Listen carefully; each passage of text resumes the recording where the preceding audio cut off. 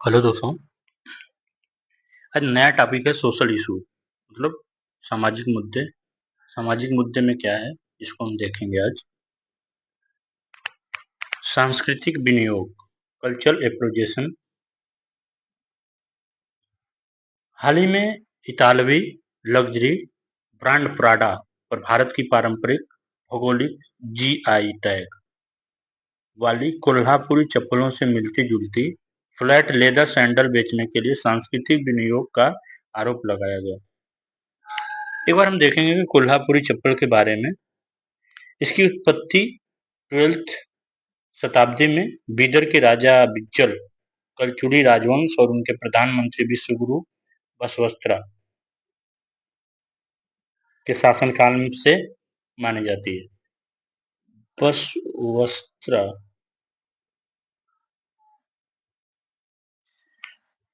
ये महाराष्ट्र कर्नाटक के स्थान समुदाय और हस्तनिर्मित चमड़े के सैंडल है। यह सैंडल अपने विशिष्ट गुथी हुई चमड़े की पट्टियों, जटिल कटवर्क, टिकाऊ बनावट और पारंपरिक शिल्प कौशल के लिए जानी जाती है।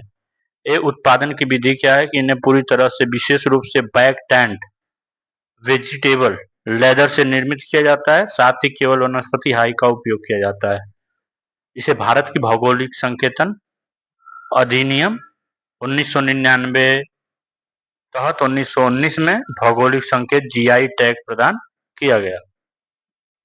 इसमें देखेंगे कि सांस्कृतिक विनियोग क्या है। सांस्कृतिक विनियोग का आशय संस्कृति के तत्वों को दूसरी संस्कृति के लोगों द्वारा अपनाने से विशेष रूप से यह तब कहा जाता है जब कोई प्रभावशाली समूह किसी हाशिए पर मौजूद संस्कृति के पहलुओं को ऐसे तरीके से अपनाता है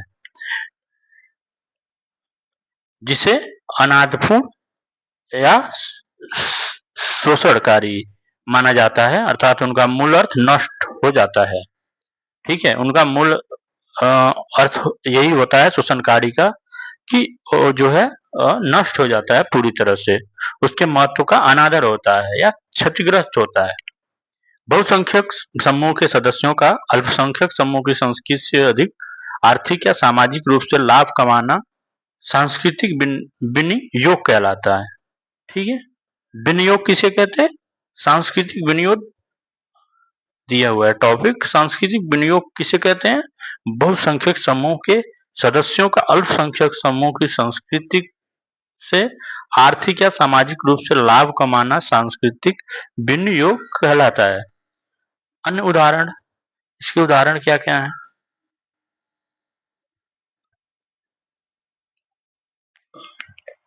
इसके उदाहरण है अमेरिका के ब्रांड स्टारबक्स का गोल्डन लाटे या गोल्डन मिल्क, भारत आयुर्वेद से इस्तेमाल होने वाले पारंपरिक दूध, हल्दी दूध, turmeric milk,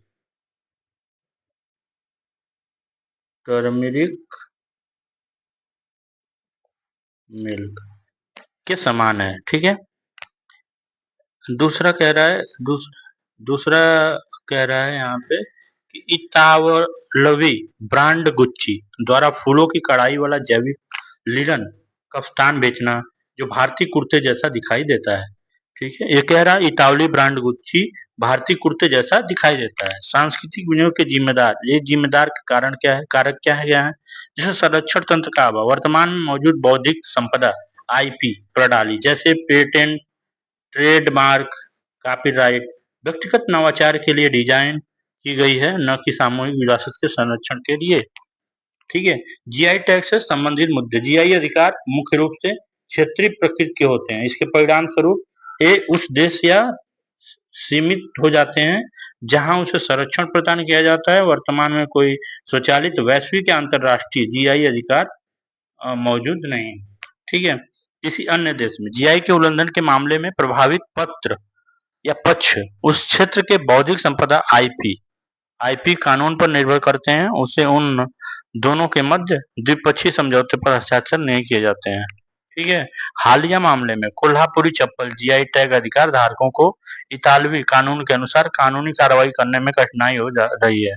digital market place की खामियां। ठीक है, डिजिटल मार्केट प्लेस की क्या खामियां? ऑनलाइन प्लेटफॉर्म सांस्कृतिक विनियोग के आरोप लगाए जाने के बाद ही कोई कदम उठाते हैं, जबकि पुनर्विक्रय बाजार और डिजिटल पुनर्उत्पादन बड़े पैमाने पर अनियंत्रित बने हुए हैं। ठीक है, अनियंत्रित सब बने हुए हैं। प्रवर्तन और जागरूकता का अभाव। महाराष्ट्र में 10,000 से अधिक परिवार पारंपरिक कोल्हापुरी चप्पल बनाते हैं, लेकिन जीआई फ्रेमवर्क के तहत केवल 95 व्यक्ति ही आधिकारिक और पर अधिकृत जीआई उपयोगकर्ता के रूप में पंजीकृत किया जाता है। ठीक है, हमारा मेन हो गया जीआई टैग मुद्दे हो गए और संरक्षण तंत्र के नियम, संस्कृत विनिमय की जिम्मेदारी के कारण।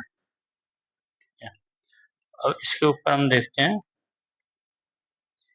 सांस्कृतिक विनिमय में शामिल नैतिक आयाम। नैतिक आयाम क्या क्या है देखते हैं। कांट के नैतिक के सिद्धांत, कैटेगोरिकल इम्पेरेटिव का उल्लंघन, स्वामित्व के बिना सांस्कृतिक तत्वों का विनियोग समुदायों को केवल साध्य कि एक साधन के रूप में मानता है, न कि अपने आप से एक साध्य के रूप में। उपयोगिता क्या क्या है कंपनियों के लिए, अल्पकालिक लाभ, हाशिए पर मौजूद समुदायों की सांस्कृतिक गरिमा, आर्थिक सुरक्षा, सामाजिक कल्याण को दीर्घकालीन नुकसान पहुंचाते हैं। कारीगरों की आजीविका संरक्षण, सांस्कृतिक विनियोग अमर्त्य सेन के क्षमता दृष्टिकोण, कैपेबिलिटी अप्रोच को उल्लंघन करता है। इससे कारीगरों और सांस्कृतिक समुदायों को स्वतंत्र गरिमा एवं आर्थिक अवसरों पे वंचित किया जाता है। अब इसमें हम देखेंगे कि वैश्वीकरण ने भारत की सांस्कृतिक विरासत को कैसे प्रभावित किया। वैश्वीकरण ने हमारे भारत की सांस्कृतिक विरासत को कैसे प्रभावित किया। सकारात्मक प्रभाव क्या है, सांस्कृतिक आदान प्रदान, भारतीय सांस्कृतिक संगीत वाद्य यंत्र जैसे सितारा, तबले का पश्चिमी पॉप या फ्यूजन संगीत में उपयोग किया जाता है। वैश्विक पहचान, योग, आयुर्वेद, बॉलीवुड, शास्त्रीय संगीत जैसे भारतीय कला शैलियों ने दुनिया भर में लोकप्रियता हासिल की है।